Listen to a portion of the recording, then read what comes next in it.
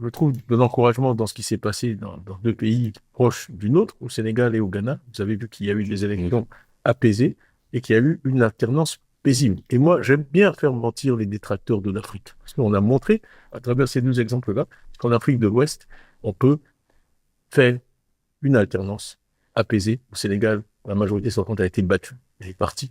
Au Ghana, le vice-président, que je salue vraiment très chaleureusement, a concédé la défaite avant même que les résultats officiels soient connus, pour éviter qu'il arrive malheur à quelque quelqu'un que ce soit. Donc, mon souhait le plus cher, c'est que nous vivions en 2025 une expérience comparable en Côte d'Ivoire. Au-dessus de l'actualité, vous et le PDCRDA sont le suivi. Je vais vous arrêter parce que j'ai vraiment beaucoup à dire là-dessus, en particulier sur la fameuse convention. Je vais faire essentiellement 3 commentaires.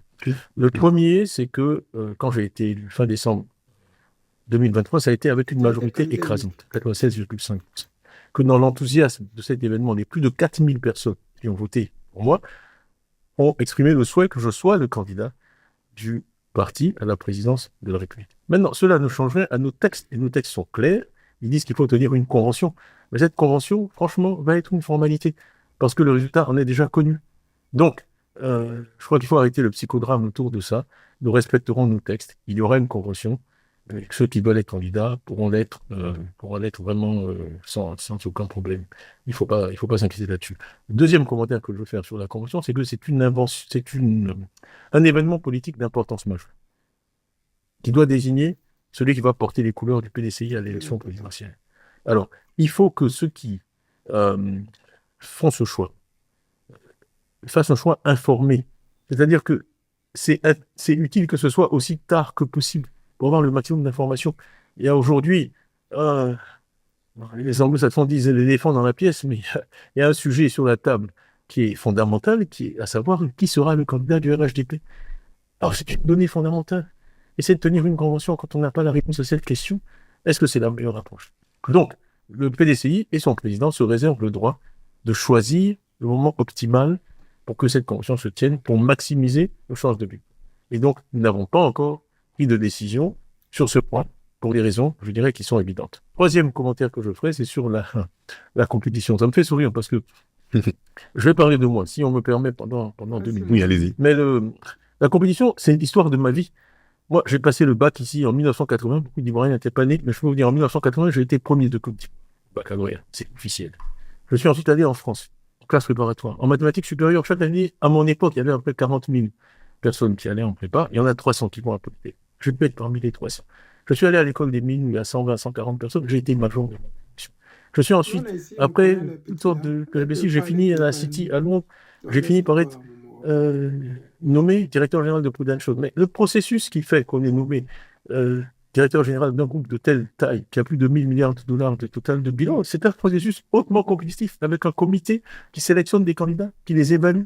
En finale, c'est officiel, je peux dire son nom, c'est un ami, Nick Petrol, qui a fait Oxford, qui a été patron de Lloyds of London. Tout le monde a entendu parler du rôle de Lloyds en assurance, qui a été patron des activités de Prudential au Royaume-Uni, et c'est moi qui ai été choisi. Donc, les postes que j'ai occupés dans ma carrière, je les ai eus au mérite, pas par filiation, je les ai eus au mérite, à chaque fois.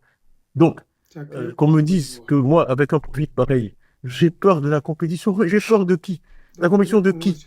Hein, j'ai été affronté aux meilleurs cerveaux, aux gens les plus compétents dans différentes géographies.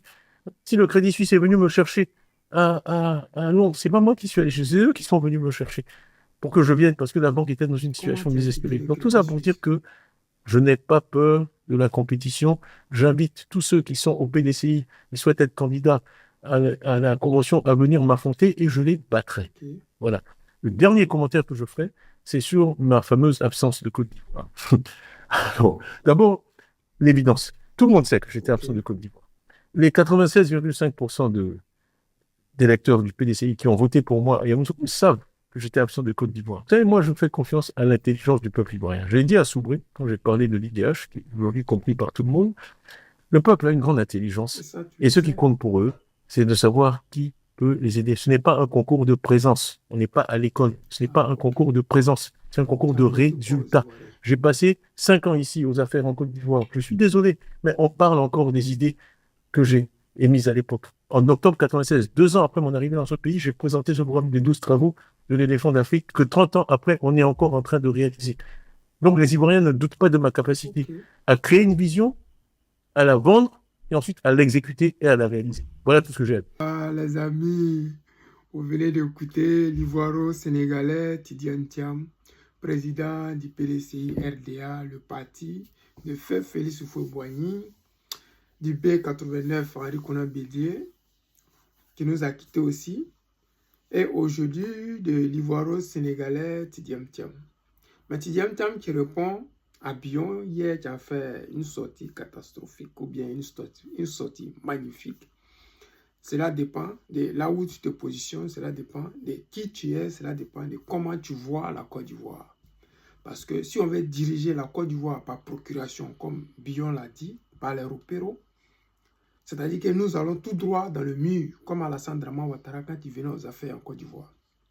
Il était méconnu des Ivoiriens, et jusqu'à aujourd'hui, il est toujours méconnu des Ivoiriens. Oui, oui, la majorité des Ivoiriens ne savent pas qui est réellement Alassane Draman Ouattara. Celui-là qui a fait que changer son nom, son identité, ses lieux de travail, le nom de ses parents, on ne sait pas réellement qui il est. Parce que sur le plateau de télé en Occident, souvent, on l'appelle Alassane Draman Ouattara. En Côte d'Ivoire, on l'appelle Alassane Ouattara. Réellement, jusqu'à aujourd'hui, les Ivoiriens ne savent pas. Et c'est la même chose avec Tidiane Thiam.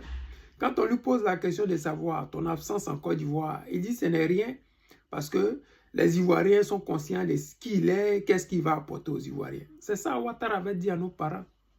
5 universités en 5 ans et que lui, il avait travaillé dans les instances internationales et que lui, il était vraiment un gars connu dans le monde mondial et que lui, il allait changer la Côte d'Ivoire, il allait donner du boulot à la jeunesse ivoirienne, c'est-à-dire 1 million d'emplois chaque année, où il allait faire une université chaque année, un Ivoirien, un toit. Aujourd'hui, les Ivoiriens ont un toit sur la tête, mais ce n'est pas celle dans laquelle ils habitent, mais c'est celle où ils habitaient. C'est-à-dire que c'est l'inverse qui a été fait. C'est la même chose aujourd'hui avec l'Ivoiro-Sénégalais Tidiane Thiam.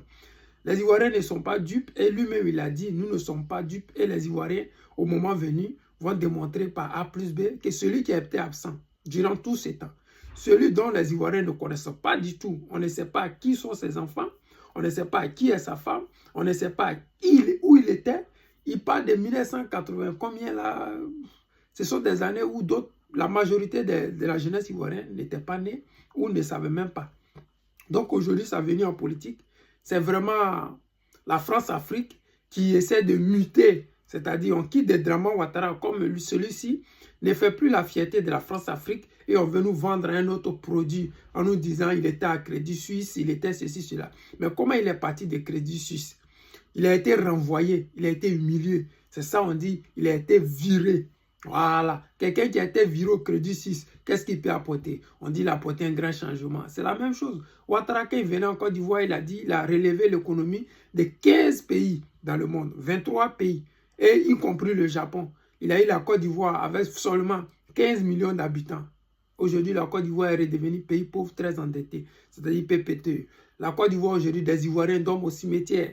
La Côte d'Ivoire aujourd'hui, des Ivoiriens n'arrivent pas à manger ou payer les factures d'électricité. C'est les mêmes mensonges que la France-Afrique va nous imposer avec des contrats farfelus. Mes amis, c'était le président Lota.